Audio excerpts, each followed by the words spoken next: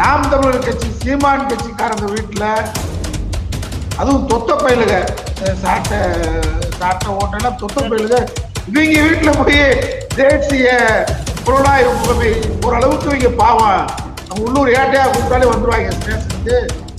அதனால இவங்க சைமன் 2009 எல்லாம் அந்த இலைப்பாருன்னு நம்மளாம் 100 மீட்டர் ஓட்டப்பட்டதுல அந்த எல்லை கூட தொடும்போது இலைப்பாருனா இவர் அந்த எல்லை கூட பக்கத்திலே உட்காந்து வந்து நான் 100 மீட்டர் ஓட்டினேன்ற மாதிரி நான் பிரபாகரனை பார்த்தேன். பிரபாகரனுக்கு அவங்க இந்தியாவில் பெரும் சாதனை புரிந்த தலைவர்களுக்கெல்லாம் இரங்கல் தெரிவிக்காத மோடி ஒரு பக்கத்துக்கு விஜயகாந்துக்கு இரங்கல் தெரிவிக்கிறாரு மோடி. அந்த கட்சியை பெரிய அளவுல அது ஒண்ணும் இல்லாம தேர்ச்சி போன ரொம்ப நடவடிக்கைதான். இன்னைக்கு ரைடு போன வீடுகள்ல கூட பார்த்தா இவங்க சாதாரண ஒரு கைக்கு போய் தீபாவளிக்கு கூட வெடி குடிக்காத பேலுக வீட்டுல கூட ரைடு போடுங்க. எனக்கு சந்தேகம், ஜனநாயக நாட்டில் யார் வேணாலும் கட்சி ஆரம்பிக்கலாம், அது யார் வேணாலும் ஆரம்பிக்கலாம், அதை பத்தி ஒன்றும் கருத்து சொல்லலாம்.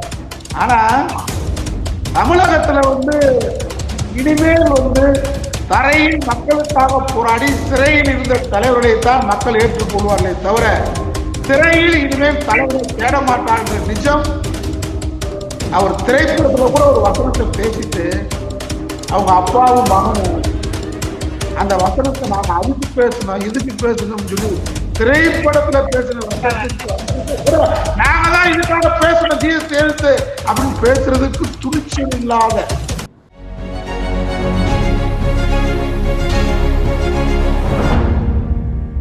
திராவிட பேச்சரங்க நேயர்களுக்கு அன்பு வணக்கம். இன்று நம்முடன் நேர்காணலில் இணைந்திருப்பது அண்ணா திராவிட மக்கள் முன்னேற்ற கழகத்தின் பொதுச் செயலாளராகிய தோழர் பசும்பொன் பாண்டியன் அவர்கள். வழக்கறிஞராகவும் சிறப்பாக செயல்பட்டு கொண்டிருக்கிறார். தோழர் வணக்கம். தோழர் வணக்கம். தோழர் தோழர் இப்போ பார்த்திருப்பீங்க, இன்னைக்கு எல்லாம் என்ஐஏ நாம் தமிழர் கட்சியை சார்ந்த அந்த நிர்வாகிகள் வீட்டுல ஒரு 4 பேர் வீட்டுல ஆய்வு பண்ணிட்டு இருக்காங்க, சோதனை நடத்திட்டு இருக்காங்க. நாம் தமிழர் கட்சி என்பது இதுவரைக்கும் அவங்க பிஜேபிக்கு ஆதரவாகத்தான் செயல்பட்டு இருந்தாங்க. பல அரசியல் இருக்கிற நமக்கு எல்லாத்துக்கும் தெரியும். திடீர்னு இப்ப ஏன் இந்த சோதனை தேவையானதா, அவங்களுடைய நோக்கம் என்ன, அதை பத்தி உங்களுடைய கண்ணோட்டத்துல இருந்து சொல்லுங்க.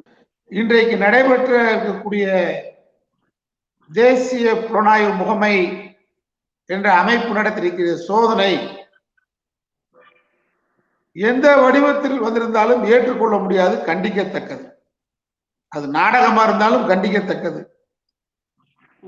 ஒன்றிய அரசினுடைய கடந்த 10 ஆண்டுகளில் பாசிச மோடி அரசு எதிர்கட்சிகளை பழிவாங்குவதற்கும் எதிராளிகளை தன் காலடியில் மடிய வைப்பதற்கும் இந்திய அரசியலமைப்பு சட்டம் வழங்கியிருக்கக்கூடிய தன்னாட்சி அமைப்புகள், செல்ஃப் அட்டானமஸ் பாடி அப்படின்னு சொல்லக்கூடிய புலனாய்வுத்துறை சிபிஐயா இருந்தாலும் சரி, அமலாக்கத்துறையா இருந்தாலும் சரி, நீதித்துறை, தேர்தல் ஆணையம், வருமான வரித்துறை, அனைத்து துறைகளையும் தன் கட்டுப்பாட்டில் கொண்டு வந்திருக்கிறார் மோடி என்பதில் மாறுபட்ட கருத்து அல்ல.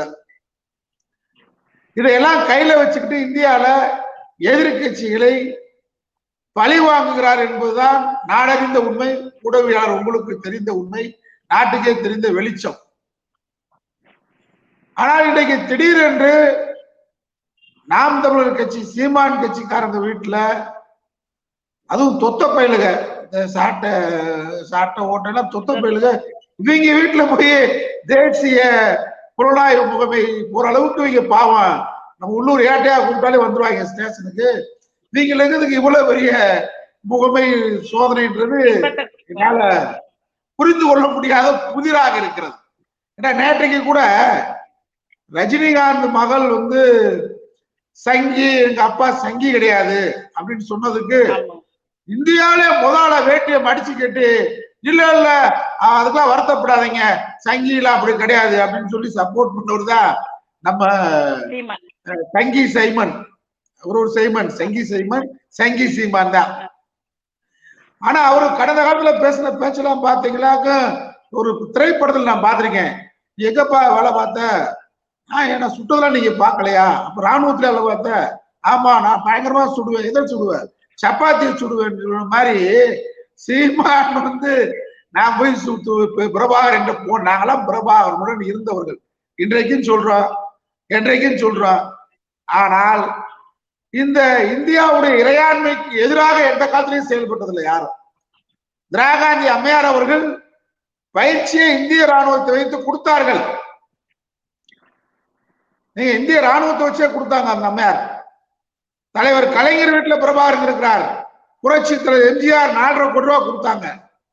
இந்தியால தமிழ்நாட்டுல பிரபாகரனை எல்டிடியை ஆதரிக்காத அமைப்புகளும் கிடையாது, கட்சியும் கிடையாது, தலைவர்களும் இல்லை. ஆசிரியர் வீரமணியா இருந்தாலும், அண்ணன் குளத்தூர் மணியாக இருந்தாலும், சுபவியா இருந்தாலும், ஆனால் நாங்களாம் மானசீகமாக ஆதரித்தவர்கள்.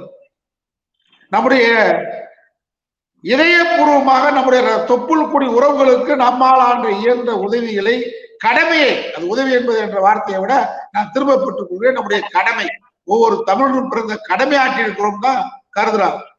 இவன் வெட்டி பைய வீணா போனவன் நம்மளாம் 2009, அதாவது 100 மீட்டர் ஓட்டப்பந்தயத்துல ஓடி கொஞ்சம் இழப்பாரிட்டு இருப்பான். ராஜீவ்காந்தி சம்பவத்துக்கு பின்னாடி, அவருடைய மரணத்துக்கு பின்னாடி பல்வேறு விதமான சோதனைகள் எதிர்கட்சிகள், திமுக ஆட்சி 2 முறை கலைக்கப்பட்டிருக்குங்க. ஏன் திமுக என்ன பண்ணுச்சு, கலைஞர் என்ன பண்ணாருன்னு கேட்பாங்க முட்டா பேளுங்க. நீங்க திமுக ஆட்சி 1976 கலைக்கப்பட்டது ஜனவரி 31, இன்னைக்கு பிப்ரவரி 2ஆம் தேதி பேசுறோம், ஜனவரி 31 கலைக்கப்பட்ட நாள். நேற்றைக்கு நம்முடைய தமிழகத்துடைய முதலமைச்சர் மு.க. ஸ்டாலின் அவர்கள் 1976 கைது செய்யப்பட்ட நாள், நினைவு நாள், கூட கைது செய்யப்பட்ட நினைவு நாள். அதனால அடக்குமுறைகளை சந்தித்த இயக்கம் திராவிட முன்னேற்ற கழகம் 2 முறை ஆட்சியை கலைக்கப்பட்டு ஆர்டிகல் 356 356 பயன்படுத்தப்பட்ட காரணங்களில் இலங்கை தமிழர்களுக்கு, விடுதலை புலிகளுக்கு, பயங்கரவாதத்துக்கு ஆதரவாக திமுக அரசு கலை. இதை விட என்ன சான்று வேணும்? திமுகவுக்கு? அதனால இவங்க சைமன் வந்து 2009 எல்லாம் அந்த இளைப்பாறுனர், நம்மளா 100 மீட்டர் ஓட்டப்பந்தயத்துல அந்த எல்லை கூட தொடும்போது இளைப்பாறுனா, இவரு அவங்க எல்லை கூட பக்கத்திலே உட்கார்ந்து நான் வந்து 100 மீட்டர் ஓட்டின மாதிரி நான் பிரபாகரனை பார்த்தேன். பிரபாகரனுக்கு அவங்களுக்கு சம்பந்தம் இல்லை, ஒண்ணும் இல்லை. இன்னைக்கு அவர் வந்து தொடர்ச்சியாக தமிழகத்துடைய அரசியல் களத்துல பிரபாகரன் பெயரை சொல்லித்தான் பிழைப்பு நடத்தி கொண்டிருக்கிறார் என்பது ஊரறிந்த நாடறிந்த உண்மை. அந்த அமைப்புகளுக்கு உங்களுக்கு நேரடியான எந்த தொடர்பும் இல்லை, ஐயா நெடுமாறனுக்கான நேரடியான தொடர்பு இன்னைக்கு வரைக்கும் ஐயா நெடுமாறனுக்கு தொடர்பு இருக்கு, வைகோவுக்கு தொடர்பு இருக்கு. தொடர்புக்குன்னா இந்தியாவுடைய ஒருமைப்பாட்டை கெடுக்கிறதுக்கு இல்ல, தாயக தமிழர்களுக்கு மானசீகமான உச்ச நீதிமன்றத்துடைய உத்தரவு இருக்கு. தடை செய்யப்பட்ட இயக்கத்தை நெடுமாறன் ஐயா இந்த வழக்குல இருக்கு. தடை செய்யப்பட்ட இயக்கத்துடைய தலைவருக்கு இங்க இருந்து நாங்க வெப்பன்ஸ் கொடுக்க கூடாது, ஆயுதம் கொடுக்க கூடாது, பண உதவி கொடுக்க கூடாது. அந்த தலைவரை வாழ்க என்று சொல்லுவதும் அவருடைய செயலை பாராட்டுவதிலும் ஒன்றும் தடை இல்லை என்று சொல்லி உச்ச நீதிமன்றமே நமக்கு தீர்ப்பு வழங்கியிருக்கு. அதனால இந்த நேரத்துல இவங்க வந்து ஒரு பாஜக கட்சி என்ன பண்றான்னு கேட்டா, ஒன்றும் இல்லாத பெயர்களை பூராத்தையும் தூக்கி நிறுத்தி தமிழ்நாட்டுல எப்படியாவது ஒரு பாலைவனத்துல வந்து இவங்க பயிரிடலாம் நினைக்கிறாங்க. நெல்லு பயிரிட முடியுமா? தமிழ்நாடு வந்து திராவிட இயக்கத்துடைய பூஞ்சோலை, பெரியாரால் அண்ணாவால் பக்குவப்படுத்தப்பட்ட ஒரு பசுமை சோலையில வந்து கட்டாந்தரையில வந்து நீங்க வந்து தாமரை மலைக்கு வைக்கிற மாதிரி இங்க பல்வேறு தீடுதக்க முயற்சிகளை பாஜக ஈடுபட்டு வருது. அதில் ஒரு நடவடிக்கையாக இது இருக்குமோ என்கின்ற ஐயம் எங்களுக்கு எழுகின்றது. அதாவது விஜயகாந்த் மீது நான் மதிப்பு மரியாதை வச்சிருக்கேன், அது வேற. ஒரு நடிகர், ஒரு வள்ளல் தன்மை கொண்டவர். ஆனா அவருடைய காலத்திலே 10 ஆண்டு காலம் அந்த கட்சி ஒரு தேய்குறை கட்சியா போச்சு. ஆனா மோடி இந்தியால பெரும் பெரும் சாதனை புரிந்த தலைவர்களுக்கெல்லாம் இரங்கல் தெரிவிக்காத மோடி ஒரு பக்கத்துக்கு விஜயகாந்துக்கு இரங்கல் தெரிவிக்கிறாரு மோடி. அந்த கட்சியை பெரிய அளவுல அது ஒண்ணும் இல்லாம தேஞ்சு போன தேமுதிக உண்மை நிலவராதான். இரங்கல் வேறு, அனுதாபம் வேறு, அவரை பாராட்டுறது வேறு. அந்த கட்சிக்கு ஒரு ஸ்ட்ரென்த்தும் கிடையாது.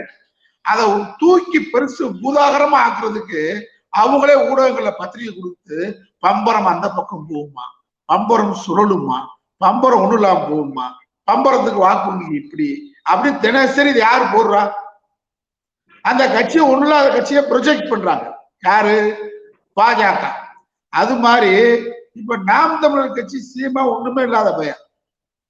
இவனை வந்து தூக்கி நிறுத்தணும்ன்றதுக்காக அவன் மனு தர்மத்தை பேசுறான். பாஜக நீங்க பாத்தீங்களா, மனு தர்மம் அப்படின்னு பேசுறான். ஆனா நீங்க இவனை பார்த்தா குடிப்பெருமைன்னு பேசுவான் சீமா. மனு தர்மத்துக்கு குடிப்பெருமைக்கு என்ன வித்தியாசம்? அது சாதி 4 வரணும், இவன் குடிப்பெருமை. அதனால அவன் காவி சட்டை, இவன் பச்சை சட்டை. அதனால இவங்களை பொறுத்தவரை இவன் வந்து பி டீம், பாஜகவுடைய பி டீமாக தொடர்ச்சியாக பணத்தை வாங்கி கொண்டு செயல்படக்கூடிய ஒரு ஆளாக இருக்கிறார் என்பது நமக்கு அறிந்த உண்மையான செய்தி.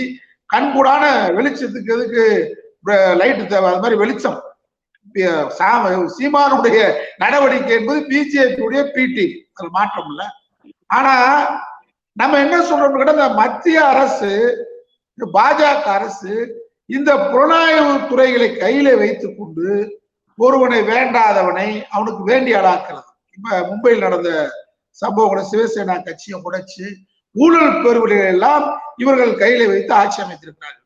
நிதிஷ்குமார் காலையிலே பாஜகவில் கூட்டணியில் இணைகிறார், மதிய முதலமைச்சர் பதவியாக. இதெல்லாம் எவ்வளவு பெரிய அசிங்கம், அவமானம். அது மாதிரிதான் இங்க வந்து புலனாய்வு, மத்திய புலனாய்வு வந்து நடத்துறாங்கன்னு சொன்னா இது வந்து ஏற்றுக்கொள்ள முடியாத விஷயம். அவனை பணிய வைக்கிறது சீமான பகிரங்கமாக ஆதரவு கருத்தை நீட்டுவதற்காக அவனை மிரட்டுறாங்களா, அல்லது அந்த கட்சிய இந்த இவங்களும் பெரிய தியாகம் பண்ணா, ஒண்ணுமே தியாகம் பண்ணாத கட்சி தானே ஈழத்தமிழுக்காக ஒரு துருப்பு கூட இப்படி கூட இருக்கலாம் இல்லைங்களா? அவர் வந்துட்டு பிரபாகரனுக்கு வந்து ஆதரவு தெரிவிக்கிறேன், நான் பிரபாகரன் தான் என்னுடைய தலைவர்னு சொல்லிட்டு அரசியல் பண்றது எல்லாத்துக்கும் தெரியும். அப்போ அதை சொன்னதுக்காக வேண்டி அவங்க மேல நடவடிக்கை எடுத்து அது உண்மை தான் ப்ரூவ் பண்ற மாதிரி கூட ஏதாவது ஒண்ணு பண்ணலாம் இல்லைங்களா? அப்படி பண்ணலாம், இல்லைன்னா அவங்க மேல சிம்பத்தி கிரியேட் பண்றதுக்காக கூட அந்த மாதிரி பண்ணலாம் இல்லையா? சிம்பத்தி கிரியேட் பண்ணிதான் நான் ஏத்துக்கிற முடியும். அதாவது அந்த கட்சிக்கு ஒண்ணுமே இல்லை, எந்த தியாகமும் கிடையாது, எந்த வரலாறும் இல்லை. பாவம் சின்ன பையன் கொஞ்சம் பேசுறத பார்த்துட்டு கொஞ்சம் இளைஞர்கள் அங்கங்க 1-2 இளைஞர்கள் தீர்மானம் தேடி போறவங்க தக்க வச்சுக்கலாம்னு தாமரை நினைக்கிறோ, அவருக்கு ஒரு அனுதாபத்தை தேடுறதுக்காக ஒரு பத்திரிகையில் இன்னைக்கு ஊடகத்துல பெரிய செய்தியாக ஏதோ நாம் எதிர்ப்பு ஓட்டை பிரிக்கிற வேலை தானே இது, எதிர்ப்பு ஓட்டை பிரிக்கிற வேலை தானே. அப்ப சிம்பத்தி கிரியேட் பண்ணா அந்த எதிர்ப்பு ஓட்டு அவங்களுக்கு தானே போகும், திமுகவுக்கு வராம தடுப்பாங்கல்ல. தடுப்பதற்கான இந்த நடவடிக்கையில ஈடுபட்டிருக்காங்கன்னு கருதுறேன். ஆனால் இந்த சம்பவத்தை அவங்க சொல்ற காரணங்களை பார்த்தா, ஏதோ ஓமலூர்ல 2 யூடியூபர் வந்து துப்பாக்கி தயார் பண்ணதை பார்த்து, யூடியூப்ல பண்ணதை பார்த்து தயார் பண்ணதாக ஒரு வழக்கு. அது ஓராண்டுகளுக்கு முன்னாடி நடைபெற்று முடிந்த வழக்கு. அந்த வழக்குல திடீரென்று ஓராண்டுகள் கழித்து இந்த ஒண்ணுக்கு மாத்தாதவங்க, அதாவது தீபாவளிக்கு கூட சின்ன பையன் வெடி வச்சிருப்பாங்க, ஒரு சிவாஜி துப்பாக்கி வச்சிருப்பாங்க, குட்டு வெடி, அதை கூட பிடிக்காத இன்னைக்கு ரைடு போன வீடுகள்ல கூட பார்த்தா இவங்க சாதாரண ஒரு கைத்துப்பாக்கி தீபாவளிக்கு கூட வெடி பிடிக்காத பேலுக வீட்டுல கூட ரைடு போடுறதுங்க எனக்கு சந்தேகம். நான் வந்து தேசிய புலனாய்வு முகமை சோதனையிட்டதை வன்மையாக கண்டிக்கிறேன். அந்த அமைப்பே கூடாது சொல்கிறவன் நான். எங்களுடைய அமைப்பு அண்ணா திராவிட மக்கள் முன்னேற்ற கழகம் ஒன்றிய அரசு நடத்துகிற எந்த சோதனையும் ஏற்றுக்கொள்ள மாட்டோம். அரசியல் பழிவாங்கும் நடவடிக்கை, அதுல மாற்றமே இல்லை. அதனால இந்த சோதனை எந்த வகையில நடைபெற்றிருந்தாலும் அது ஏற்றுக்கொள்ள முடியாது, கண்டிக்கப்பட்டது. அந்த அமைப்பை கையில வைத்துக் கொண்டு விளம்பரம் தேடுறதுக்காகவோ, அல்லது அவர்களை பெரியாளாக சமுதாயத்தில் காட்டுவதற்காகவோ, அல்லது அவர்களை காலடியில் நீண்டு சரணடை செய்வதற்காகவோ ஏதோ ஒரு வகையில அதை பயன்படுத்த, இந்த அமைப்பை வைத்து நீ பயன்படுத்துகிறாய் என்பதுதான் என்னுடைய குற்றச்சாட்டு. அதனால இந்த சோதனை வந்து முழுக்க முழுக்க எனக்கு ஒரு சந்தேகத்தை தான் ஏற்படுத்துகிறதே தவிர சீரியஸா பார்க்க முடியல. இப்ப சீரியஸா பாக்குற அளவுக்கு இல்ல. போனா வீட்டுக்கு திடீர்னு ஒரு ஃபார்மலாக 2 மணி நேரம் 3 மணி நேரம் நடந்துருக்கு. அது இவங்க சோதனை செய்யற அளவுக்கு பெரிய ஆளுங்க இல்லையே. நீங்க அவங்க பகுதி தரம் பின்னாடி, அவங்க பகுதி தரம் நான் சொல்றது வேற சாதி மதம்லாம் இல்ல, அவங்களுடைய அதாவது அவங்க போராளியாக சமுதாயத்தில் திருவருக்கான அடையாளம் தகுதி என்ன இருக்கு? அடையாள தகுதியோ ஒரு துப்பாக்கி செய்யக்கூடிய, துப்பாக்கி செய்யக்கூடிய ஒரு திறமையே இல்லாத ஒரு கூட்டத்தை போய் நீங்க போய் ப்ரொஜெக்ட் பண்றீங்க. சினிமா படத்துல வர மாதிரி சிரிப்பு போலீஸ் மாதிரி போலீஸ் தேசிய புலனாய்வு முகமை நடந்து கொண்டது கேலிக்குரியதா இருக்கு, ஒரு கேவலமாக இருக்கு, அநாகரிகமாக இருக்கிறது. பிஜேபியுடைய நாடகங்களில் எத்தனையோ நாடகங்கள் இந்தியாவில் இன்னைக்கு பிஜேபி அரங்கேற்றிட்டு இருக்கு நிலைநிறுத்திக் கொள்வதற்காக. அதுல இது ஒரு நாடகமாகத்தான் நாங்கள் இன்றைக்கு கருதுகிறோம். இந்த நாடகத்தை மக்கள் கேலியாகவும் இதை ஒரு நகைச்சுவையாக தான் இதை பார்க்கிறோம். ஏன்னா யார் வீட்டுக்கு தேசிய புலனாய்வு முகமை போகணும்னு ஒரு விவசாயம் இருக்கு, அது இல்ல. அவங்க பொதுவாகவே அந்த முகமை இஸ்லாமியர்களை பழிவாங்குவதற்காக நீங்க அந்த தேசிய புலனாய்வு முகமை நீங்க பார்த்தீங்கன்னு சொன்னா இந்தியாவில பெரும்பான்மையான வீடு அப்பாவி முஸ்லீம் வீடுக்கு தான் போயிருப்பாங்க, சோதனை பண்ணிருப்பாங்க. அதுதான் அந்த அமைப்பை கையில வச்சிருக்கு இந்த ஒன்றிய அரசு. அந்த அமைப்பு ஏற்படுத்தும் போதே திராவிட முன்னேற்ற கழகம் போன்ற இடதுசாரி கட்சியில் போன்ற அமைப்புகள்லாம் கண்டிச்சோம். இப்ப நினைச்சாராக்கு டெல்லியிலிருந்து வருவான், யார் வீட்டுக்குள்ளயும் போவான், இங்க யாரும் அனுமதியுமே கேட்க வேண்டியது இல்லை அப்படின்னு சொல்றது அந்த அமைப்பு. இந்தியா கூட்டணியில கூட எங்களை மாதிரிடைய கோரிக்கை நாங்க பரிந்துரை பண்ணிருக்கோம்னு கேட்டாங்க. தளபதி ஸ்டாலின் கூட கடிதம் இருக்கிறேன். அது கூட என்ன சொல்லணும்னு கேட்டா, ஒன்றிய அரசுடைய எந்த அமைப்பாக இருந்தாலும் மாநில அரசுடைய முதலமைச்சருடைய அனுமதி இல்லாமல் உள்ளே வரக்கூடாது. இந்த அமைப்புகள்லாம் தேவையில்லை, இந்த அமைப்புகள் வர விடமாட்டோம் என்று வாக்குறுதி கொடுக்கிற கட்சிக்கு தான் எதிர்காலத்தில் இந்தியாவில ஒரு வெற்றி பெற வாய்ப்புகள் கிடைக்கும். ஆனா இன்னைக்கு தீர்மானம் எத்தனையோ நாடகங்களை நடத்திட்டு இருக்கிறாரு. சரி, எங்கேயாவது பேசிக்கிட்டு கேள்வி கூட்டம் பண்ணிட்டு இருக்காரு. அதுல இது ஒரு அம்சமாக தான் நான் பாக்குறேன். சரி சரி சரிங்க சார். விஜய் இன்னைக்கு கட்சி ஆரம்பிச்சிருக்காங்களே, அதை பத்தி உங்க கருத்து என்னன்னு சொல்லுங்க. தமிழகம் வெற்றி கழகம். ஜனநாயக நாட்டில் யார் வேணாலும் கட்சி ஆரம்பிக்கலாம், அது யார் வேணாலும் ஆரம்பிக்கலாம், அதை பத்தி ஒண்ணும் கருத்து சொல்லலாம். ஆனா தமிழகத்துல இனிமேல் தரையில் மக்களுக்காக போராடி சிறையில் இருந்த தலைவர்களைத்தான் மக்கள் ஏற்றுக்கொள்வார்களே தவிர திரையில் இனிமேல் தலைவரை தேட மாட்டார் என்ற நிஜம் விஜய்க்கு தெரியல. ஆழம் தெரியாமல் காலை விடுகிறார் என்பதுதான் என்னுடைய கருத்து. தமிழகத்துடைய அரசியல் களம் இன்றைக்கு நெருப்பாக இருக்கிறது. நெருப்புக்கும் விஜய்க்கு சம்பந்தம் இல்லை.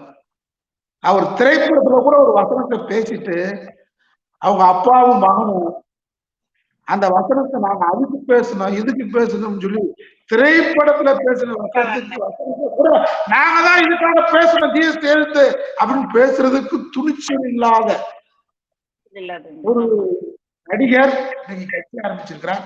இது நான் விமர்சனம் பண்றதுக்கு எனக்கு தகுதி இருக்கு. அவர் கட்சி ஆரம்பிக்கிறதுக்கு உரிமை இருக்கும்போது அவரை கட்சி யார் ஆரம்பிக்கிறார், யார் அவர் அப்படின்ற கேள்வியை கேட்கும்போது அவரை பற்றி பேசுவதற்கு எனக்கு தகுதி இருக்கிறது.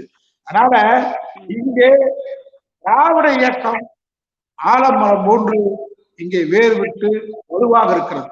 இங்கே சமூக நீதியை பேச வேண்டும். இங்கே தமிழ் மொழிக்காக உயிராக இருக்கக்கூடிய தமிழ் மொழியை மதிக்கிற தலைவரை நாடு தொடர்ச்சியாக எதிர்பார்த்துக் கொண்டிருக்கிறது. இங்கே மாநில சுயாட்சிக்கு போராடக்கூடியவர் இருக்க வேண்டும். ஒன்றிய அரசுடைய அதிகார துஷ்பிரயோகத்தை 2 முறை திமுக ஆட்சி கலைக்கப்பட்டது. ஓராண்டு சிறையில் இருந்தார் ஸ்டாலின். அதை போன்ற தியாக செம்மல்களை நாடு எதிர்பார்க்கிறது. கோடான கோடிய பணத்துல சம்பாதிச்சுட்டு ஒட்டி போய் எடுக்கும் போது ஆளக்கானா ஒரு நாள் ஊர்ல இங்க இருக்காருன்னே தெரியல. நாட்டுல 13 பேர் துப்பாக்கி சூடுல தூத்துக்குடி இறக்கப்பட்ட போது எங்க இருந்தாருன்னு தெரியாது. நீட்டு தேர்தலின் சகோதரி அனிதா இருக்கும்போது ஒரு காதுக்கே செய்தி போகல.